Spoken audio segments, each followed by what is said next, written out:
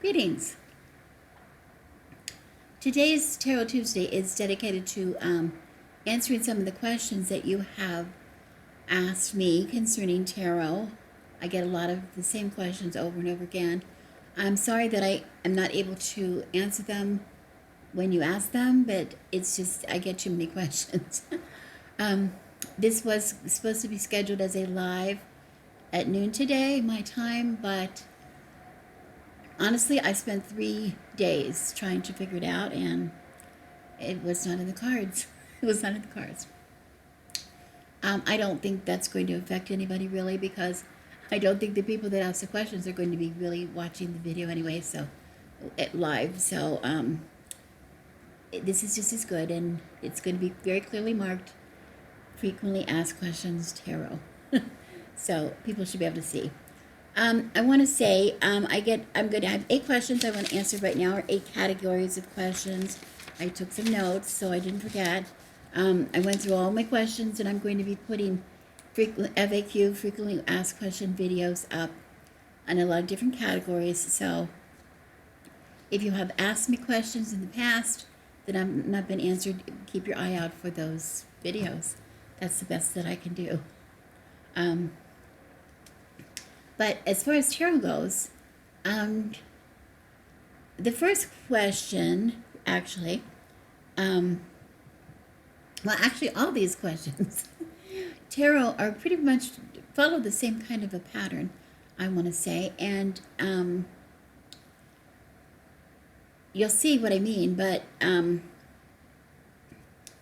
my part of my channel and tarot is a little different from most tarot channels on YouTube today, and that's probably why I don't have any tarot viewers. Very few tarot viewers compared to the other tarot channels. They have thousands and hundreds of thousands of subscribers, because they're mostly doing walkthroughs. They're mostly doing sharing new decks, and I think the majority of tarot people today on YouTube, the audience, the viewers, are mostly interested in the new decks. They're not that interested in learning to read. I really do appreciate it when I'm asked these questions. I want to say that because I am very interested in teaching people how to read. That's why I'm on YouTube. That's why I'm on YouTube. I'm not on YouTube as far as my tarot part of YouTube. I'm not on YouTube just to talk about decks, because I don't have that many decks. My decks all pretty much fit in a couple shelves, and that's it. Okay, so just please keep that in mind. That's one of the reasons that I'm trying to do all my tarot videos on Tuesday. So for all of you people, if it's going to be a tarot video, it's going to come up on Tuesday. Okay, so let's get that out of the way, and I'll talk a little bit more of that in a minute. But first of all, my first question was, and I had quite a few of these types of questions, asking me how to get to the next level in tarot, that they want to develop their reading skills. Well, I want to say that that's what I'm trying to do for you. That's what I'm talking about. I want to say that I've tried to put some things on a playlist. The playlist was getting a little long, so I stopped putting things on that playlist. But I will go back and I will try to reorganize my playlist, because I have several categories, which I will mention in a little while, of videos. So if I try to categorize my tarot videos into smaller playlists, you will probably just need to go to the playlist and eventually find what you're looking for. I do realize that I was a little creative in my titles in the beginning. You don't always, so the search does not maybe always find it. So where I can, I will try to link you to the video, or maybe just the place in the video. I'll try to link in future videos to a place that can further explain what you're looking for. So it'll save you a little bit of time, be a little more convenient for you. Because I realized I was trying to find some of those videos myself to refer you to, and I came into the same problem that you would be coming into. So I realized that it's my error. I need to be a little better with that. I'm also going to say in the future, I will try to keep some of those videos a little shorter so that I will tell you exactly if I'm going to talk about a certain subject in tarot or really in anything. I really try to get to the subject. I do have people, though, that really like the longer videos. So there'll probably be a mixture. I'll probably do a little mixture. Because I like to chat with you as much as like you like to chat with me. And even though I can't see you, I feel like I can see you here. I feel like I'm speaking to you in person. Okay. So, other than the playlists, I teach in my classes very thoroughly. I teach very thoroughly, and I think the people that have taken my classes can attest to that. We really we go over a lot. And I always teach my regular classes in two sessions, 4-week sessions. I go 4 weeks for beginning, and then we go right into 4 more weeks of a little more advanced subjects. But we start to read from the very beginning. And even people, if you have not taken any classes with me, the very beginning class I require you to take, the very first 4 sections. Even if you say you already read tarot. And the reason is my style of reading and my style of teaching is very, it's unique. And I want you to be on the same page. I want everybody to be on the same page. But if I have a class of all really advanced people who start out, everybody's new, or the people that are not new have taken it several times, because a lot of people repeat the classes. They just do. I try to adjust what we're talking about according to the people that are in the class. It's not so structured. It's very personal to who's in the class. So it benefits everybody. I even learned from my beginning students. I learned too. We do so many things. But that being said, I'm going to be adding this year some workshops, particularly on subjects of difficulty. First of all, my classes I try to offer twice a year. This year we got a little off because of my husband's illness, but I try to order, like in the beginning of the year, watcher classes, and in the fall, watcher classes. Those are the 2 kinds for this series, for my 2 series. But I'm going to be adding some workshops, 1-day workshops, maybe on just certain subjects that people have requested in the past. And those can be repeated as needed. We can repeat them when I see a need for them, we'll repeat them. All of my classes are recorded, and the people that buy the class or buy the workshop will be able to see that at any time on an unlisted link on YouTube. But it's not available. If you haven't paid for the workshop or the class, you won't be able to find that link. You won't be able to find it. Also, I have to say that I have mentoring available for people who don't have time to take the class, really don't want to, go to a workshop. They just want to work with me on a subject. This applies to both tarot and anything else we can do. We can talk about creating spells. We can talk about other things, but I'll save that for another video on another day, because today's for tarot. But that's what the workshop, the mentoring is for, and it's 1 day. It's 1 hour, and you can have as many hours as you want, but I charge the same thing as I would charge for reading, or a little bit more. I charge, but that'll be on my website. It's $65, I think it's $65 for an hour, but that is one-on-one. We can do spells together. We can do whatever you want to do. We can just talk about, tarot. Let's talk about tarot. We can work on court cards or whatever's giving you some difficulty. You don't have time to go through the class. You want to, maybe you can't make the workshop. You can buy an hour of mentoring at a time, and for whatever subject you want it to be. Okay, so and those will be in Zoom. I want to say these are all in Zoom, so we're talking face to face all the time. The recording, we just record the face-to-face conversation so you can get to it another time, is what I'm trying to say. Even the mentoring. But you are the only person who will have the link, so you can go back and we'll play it and play it. I don't erase it. I leave it there. Readings that I used to do all the time on a private YouTube are still up on my channel. If you have the link, you could look at. I don't know why you would want to, but I don't erase the links. Okay, second question. Was understanding, trying to figure out why I'm asking for what is the link between astrology and tarot. Well, there's quite a few things. It gets a little detailed, but the ones that we care about the most, when we're talking about learning to read tarot, particularly, or when we're turning to whether for somebody else or for yourself.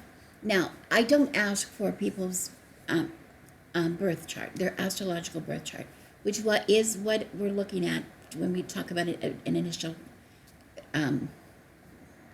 relationship between tarot and astrology. But okay, so I want to say I use it professionally. I use it when I do readings for people, or just in your free readings.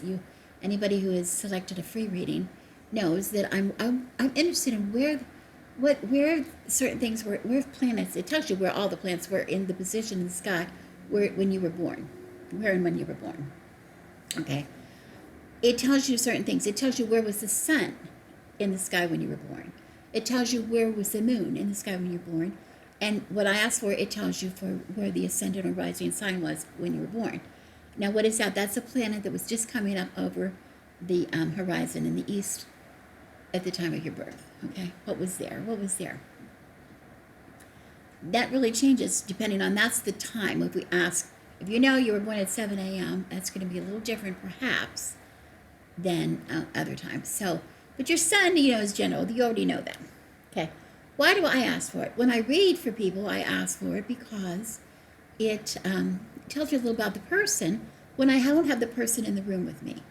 If I have the person in the room with me, and what I mean by the room, I either have them physically in my room or on Zoom in my room, my Zoom room, where I can talk to you and I can see how you react and see how I get a little feeling about you. I also have a little bit of your input into the reading. But if it's a cold reading and I don't know anything about you, I just have a name, okay, I know nothing about you, and why does that matter with your reading? I'll tell you why it matters for me. Because your sun, where the sun was at the time of your birth, we all know that. That's the part that we know when we look in the paper, the horoscope or whatever. That tells you a little bit about who you are. And we see, oh, she's a Cancer, she's such and such, or she's a Gemini.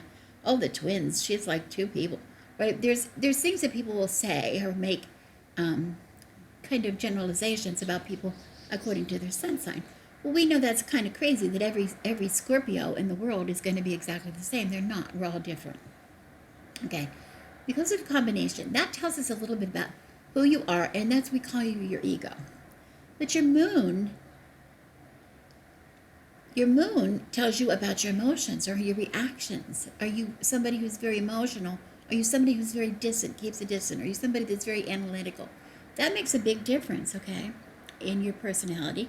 And your ascendant, it tells you might give you a clue how other people perceive you. It's your public self. Because don't you ever feel, oh, people don't know who I am. They think I'm this way, but I'm really not. I'm really a nice person, but they think I'm a bitch. Okay, that's what we're referring to. Now, how does that relate to tarot? How does it relate to tarot? Well, when you put the cards out in front of you, and you see the cards, and we're talking about the answers to what we seek in the cards. If you're having a relationship problem, we might look at your moon sign. We might look at your moon sign and say, and try to interpret the card and how that relates to how your normal reaction is. If you're somebody who's overly sensitive, we might look for clues in the reading that say, we can step back and go, wait a minute, is this really the way it is, or am I just overreacting to this? Am I putting too much emotion into something that really doesn't need to have emotion? This is about work. Why should that have a lot to do with my emotional reactions? Okay, so that could create some problems.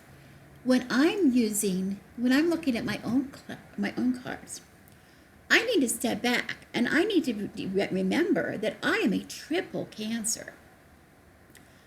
I overreact all the time. I'm emotional all the time. I have a lot of intuition. I have a lot of, things going on that way. I think with my heart and not my feelings sometimes more than my head. Okay, so I have to pay attention. And when I get and I think I even had one video where pretty much everything was cups in my reading. And I'm going, what is this telling me? This tells me that I'm a mess. I am putting too much emotion into the whole situation. And that is very typical of a Cancer. I have to guard against that all the time.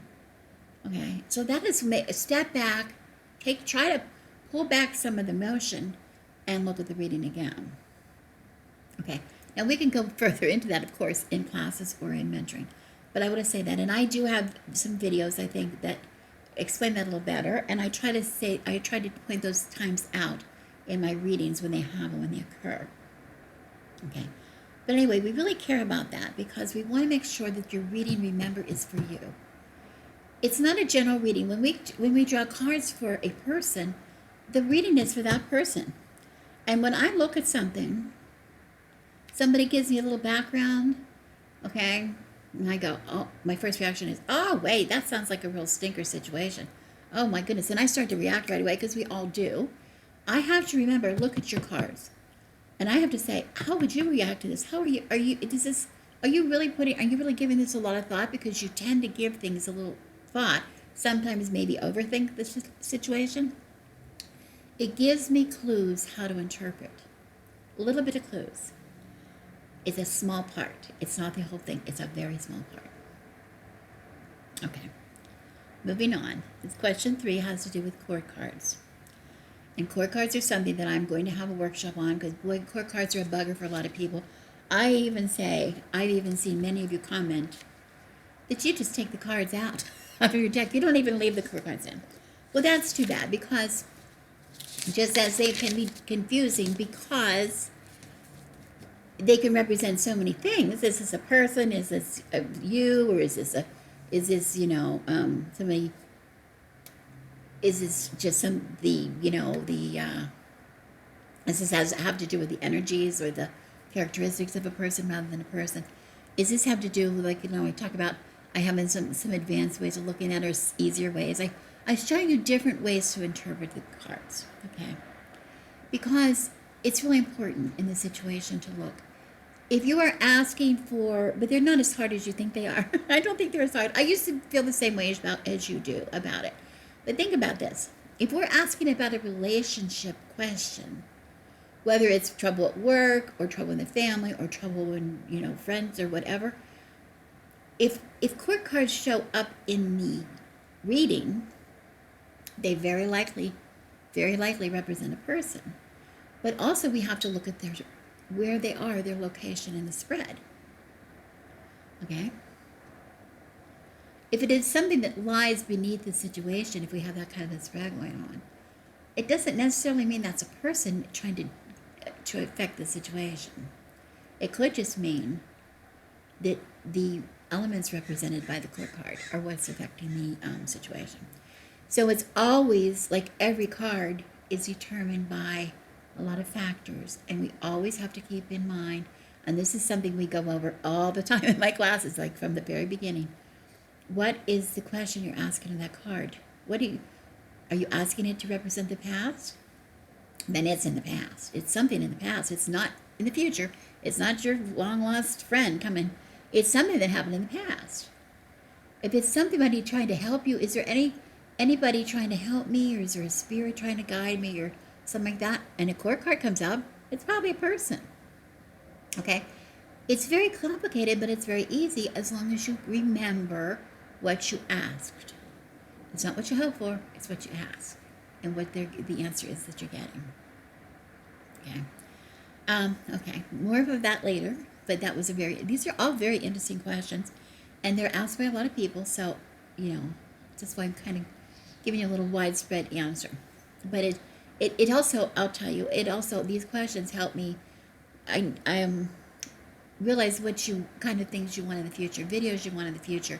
If you're still asking questions about court cards, I either have it made it easy for you to find the videos on court cards, which relates back to my idea of the playlist, or I haven't done a good enough job explaining it, so I'll explain it again, because I don't mind. I want you to be able to understand what it is I'm trying to teach you. And I'll try different ways. As long as I can be helpful, I'll try different ways. Okay. I had a lot of questions about the Cat's Eye Tarot, which I found very interesting, and asking what some people say, do you still use it? And why do you keep using it? Well, I have found, I've related to many times that I accidentally got into using it. I didn't mean to. It was just that I was trying to, I was trying to offer somebody to a live event, some things at a live event that they would appreciate. A choice for cards because it was for a cat rescue and a dog rescue. It was for animal rescue, but there were cat people there, and cat people love cats. So I was looking for the deck, and that's how I came across this deck. Totally by accident, because I didn't used to really go in for animal decks too much. I'm getting better. I'm getting into that now, of course. But it was not just a charming deck, but I realized after having cats, I've had 50 years of cats, many cats and different kinds. Some were rescued, some were feral, some were just found me, adopted me, all different kinds of cats. And it is definitely a deck for people who have cats and understand cats, because the cards themselves relate to how a cat would react to certain things. And that's what I love. It is depicted. And so, yes, I do use it. I have so many people requesting it for me for readings. It's charming. It's just a very charming deck. And I really don't have a need, unless somebody comes out with a really great other cat tarot deck, to have another cat deck. I don't, I have a lot of cats. I know how, that's good energies, but it has served me well for everything I need it for. So I really like it. It's the best one I've seen so far. I have questions. One particular question that came up a couple of times, and I know I have it, and I'm going to link below this. I'll find where I showed you what I was doing in a simple way. People were asking me how I bind, or how or why I bind my tarot decks to myself. Excuse me, I need a little sip of my tea.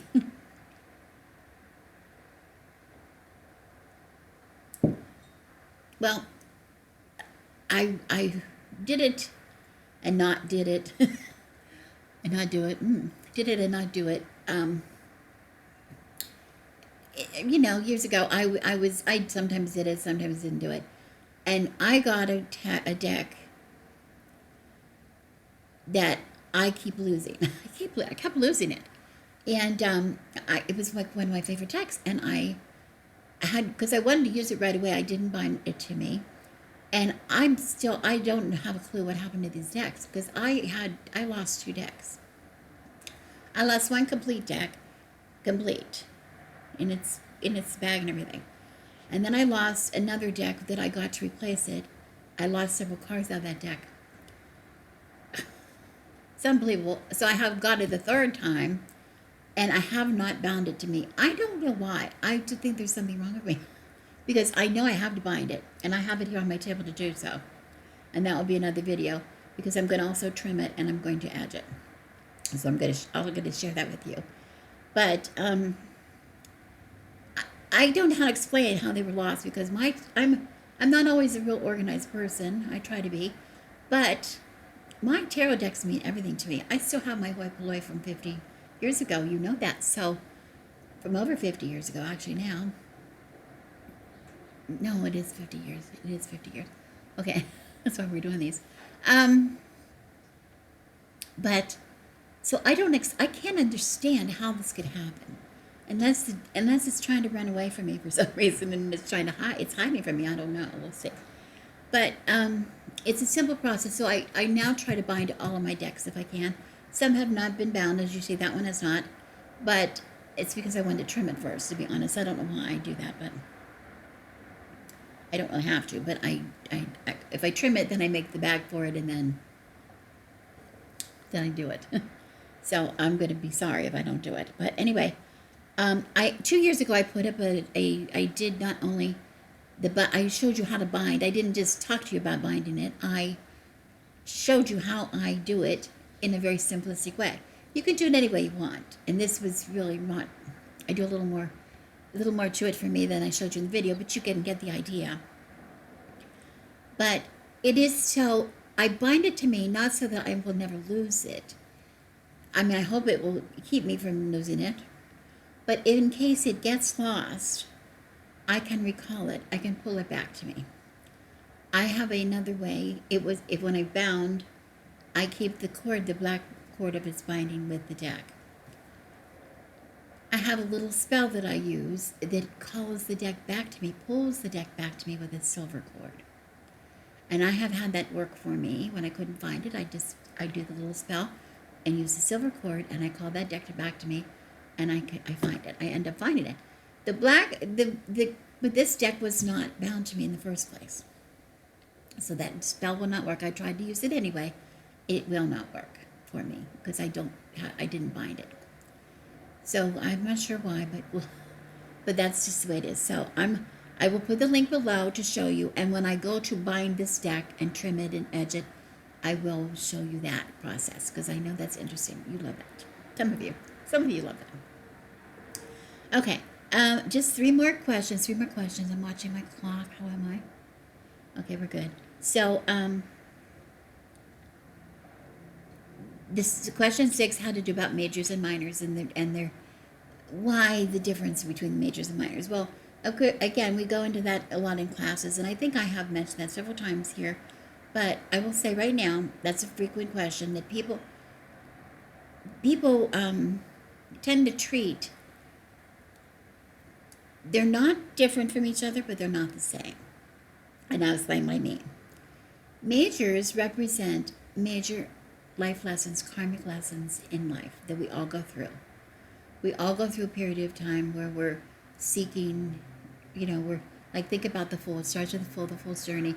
He's just setting off. The Fool is just setting off, not giving too much thought. We're starting all over again at some new, whatever's going to happen to them, a new journey. And we go through a lot of things that happen to us. It's just like our stages of life. We go through this many, many times. And those of you who have been following me know that this is a Tower year for me, and that's the point I have reached in the tarot, in the Major Arcana, and next year is the Star. I'm moving into the Star, and we can see that kind of happening in my life, where we went through a very difficult year, and what is coming out of it, and now we're going forward. And you continue on, but you cycle throughout our life. Every time something is ended, something begins. And that is true of even in the Minor Arcana, okay? But the difference here is the Major Arcana usually deals with life lessons. Illness, marriage, birth of a child, getting employment, leaving your parents' home, they relate to that. It's not that you're going to keep being born and keep leaving your parents' home. It means those kind of big things, or big karmic lessons like, oh, I've got to learn from this. I am always losing. I can't make friends. When I get a job, nobody likes me. You've heard that. Why do I always get a job and nobody likes me? Well, there's some reasons for that, maybe, and your tarot cards can help you with that. Okay. If it's something that happens over and over again, patterns in your life. The Minor Arcana deals with everyday things. Right now, today is just not my day. I lost my car keys. I was late for work. The cheese in my sandwich was moldy. Those kind of things. Okay, getting into a fight, one argument. There's a big difference between losing a friend completely and having an argument. There's a big deal. Major Arcana, Minor Arcana. That's very general. But it doesn't mean major better, minor less. It doesn't mean that. It means the effects and the time of major are a little stronger. The time is longer. The period of time might be a longer period of time. It might represent something like that. It might represent a big thing happening to you. Your mortgage was foreclosed on you. You got fired from your job. You got sick, a big sickness. It wasn't a cold. You had like You got, I hate to say it, cancer, but, something like that. Parent dies. Big things. You got married, big things. But you're just the little things in the day-to-day life affect your life very big. Your life is a mess, but your life is with just little things mess up your life. Is what I'm trying to say. They affect you very big and very deeply. Your marriage. I got married 50 years ago. I'm still married, but it doesn't affect my everyday life in the same way. Okay.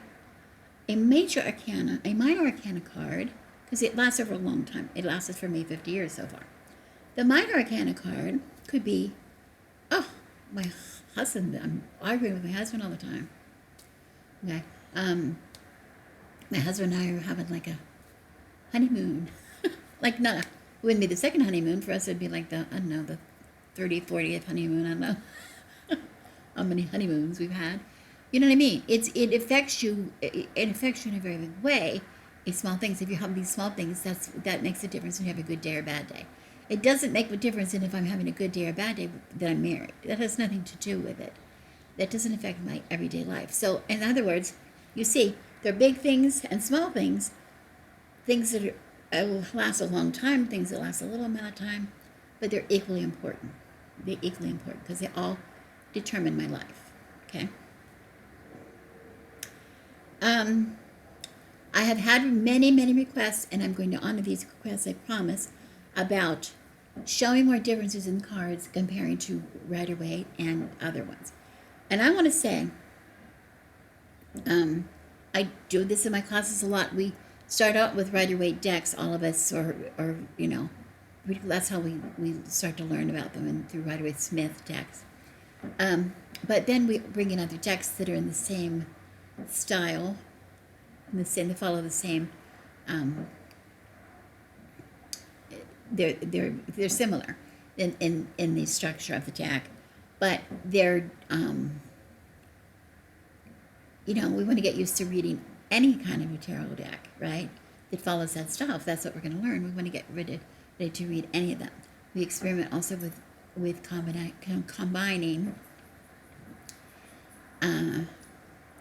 oracle cards with tarot decks. We even experienced a little bit with combining other things with tarot decks. Okay, so it enriches the reading. It just enriches it.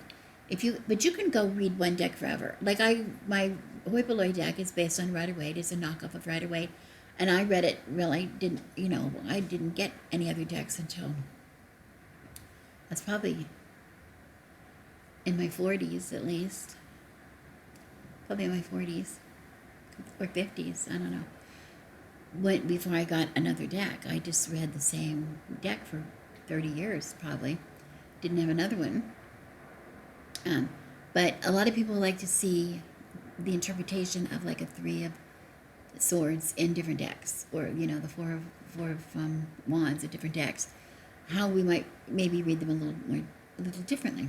So I try to interpret some of those things for you in my videos. So we're going to do a little more. I'm going to talk about it a little more, and that leads me right to the last question about reading cards at all. When is it intuition important versus the meanings that you might get out of the book, because I start out, or just the illustrations on the cards.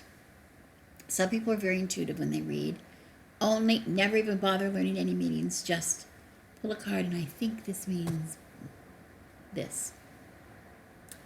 Some people are very by the book and look in the book all the time, and it says, oh, this means something, this means something is ending and something is beginning. What is ended, what is ended, and what is ended. Oh, what is ended? Oh, let's see. Can't think of anything ending. Maybe I should break up with my boyfriend. And some people also will read they look at the picture on the card. They like the illustrated cards, and they look very much at the picture. Now, I have to say, which is right? I do all. I do a little bit of all. I know I've given you some mixed messages because I've told you the little white book that's in the deck comes in some of the decks. Disregard. And I say that in my classes too because there's so many keywords and it gets confusing. it really gets confusing. I think that's what leads to a lot of the confusion. If you look at the keywords for core cards, especially, it could be anything. So you really don't do yourself a service by only looking in the book, and sometimes you're confused. So we need to look at a simpler way of taking the meaning, in quotes, the meaning of the card, so that if I just say to you, I'm trying to think of a card. If I just say to you, the four cups, let's say the four cups, and you say right away a meaning for the four cups, do you use the meaning from the book? Do you use the meaning from the deck that you purchased it from? Okay, do you use it from the intuition? Oh my God, four cups, that's a lot of feelings. That's a lot of emotions, okay? Or do you talk about the picture? Do you talk about the picture? Sometimes it's really evident. Some of the pictures are really easy. Like I'm trying to think of, excuse me, the three of swords is one of my favorite ones. It's so obvious because the three of swords, in almost every deck, you see some piercing from swords in the heart. It's going to be a heart, a real heart on a person. Well, not really a real heart. It could be. Some of the decks are pretty graphic. It could be a heart, just with swords sticking in it. It could be hearts, some other way of showing that. You could be piercing your own heart. Some kind of a worried disappointment. It's easy to say your heart is broken. Your heart is injured. So it's been a hard feeling. Something's been a hard feeling. Okay. That's very easy. But when you get some of the other cards, they're a little harder. Okay. Now, the reason we care, there's a lot of people who are very careful to say that they either use their intuition or they know the meaning of the card and then they use their intuition to tell them what it means, which could be. But also I like to teach people if there's an illustrated pip, if the cards have a picture, an illustration on them, like a scene. You see a scene, and I show you some of those cards. Cat Tarot's one. You can see the cat. What is the cat doing? Okay. What situation is the cat in that evokes some kind of emotion for you? Why is that important? Should that just be a pretty picture? Why is it important? Well, it's important to me because if it's done right, particularly, but it is the intention of the author. How does the author intend you to interpret it? Now, if you say, well, I interpret it my way. I've been reading tarot for 30 years. I don't need an author to tell me how to interpret, the eight of wands, whatever. Well, you don't. You really don't need that. But most of the time, it pays you to look what the author has to say about that card and try to see it in that card because it contains the author's intention. And if you believe in the power of intention, that's a very powerful way to read the card. And not once you take the intention the author had when they developed that card, and you look at it that way, all of a sudden you start to see a depth of meaning to that card that you've been reading for 30 years. It adds a depth of knowledge. Which is another layer. It's not different from what you have. It's not meant to replace how you feel about the Eight of Wands. It's not meant to replace it. It's meant to enhance the meaning. So that adds, what does that do? Adds to your intuition, adds to your experience, and helps you when you're in the reading. It helps us a lot when you're in the reading. Okay. So that's why I use it, and that's why I talk to you about those all the time. And we spend so much time in our classes doing that. It sounds like I'm trying to sell my classes. I'm really not trying to do that. I know some people don't like that kind of thing. That's fine. But I want to show you where I'm coming from. This is where I'm coming from. So in my videos that I offer you here, when I'm trying to teach you something about that, that's part of what I am doing. I'm trying to combine my experience over the years with the card with my intuition. I have very strong intuition, and also with my I keep doing this. I'm sorry. My dog's under me. But I also want to say, what was the author? What did the author intend to say with this card? Because the author, as he created the deck, is very much a part of the deck in the reading. It's there, whether you like it or not. It's there. If you don't even want to consider the meaning that the intention the author had, and you just try to look at, okay, it's the Eight of Clubs, well, then why are you buying all these decks? Why are you buying all the decks if you're not going to take into consideration what the author intended for the deck, for the card? It's just my thought. Anyway, that's all I have for this time. I will do some more tarot questions in the future, and I will do what I said. I will try very hard. I'm going to go and try to make some better playlists. But the easiest way is to just follow me and watch the video. I know people don't have a lot of time, and I see a lot of people have asked me a question right on the video, how I do something. Did I show you on the video how I do it? And I know that's probably because you don't have the time to watch my whole long video. And I really do get that. But, you can push pause or stop the video, and when you come back to that video, it will take place. You can go back to where you were. It'll just start up again where you were. So you don't have to. I will also try to put more timestamps on my videos, especially the longer ones. So if you want to actually see the thing and not listen to my chat before or after, that you can actually locate the place where I'm putting the skill that I'm trying to share with you. Okay, I'm going to try. But you will help me if you meet me halfway and watch the whole video. If you have a particular question about the video, try to watch the whole thing before you ask me the question, because I already gave you the video, so I don't know what to say. I don't know what to say about it. Okay. Anyway, again, I'm going to apologize, I guess, for not doing the live, but it's not in the cards right now for me to do that. I'm just too busy, and I'd rather come on here and answer your questions. So I'm going to try to do more of these in the future, but we're going to do some other good, fun things too. So stay tuned. Just try to stay with me if you can. I really appreciate you. I appreciate your. Some of you have been with me a long time, and I really appreciate it. So thank you so much. Again, I'm Rebecca, and as always, I wish you blessings.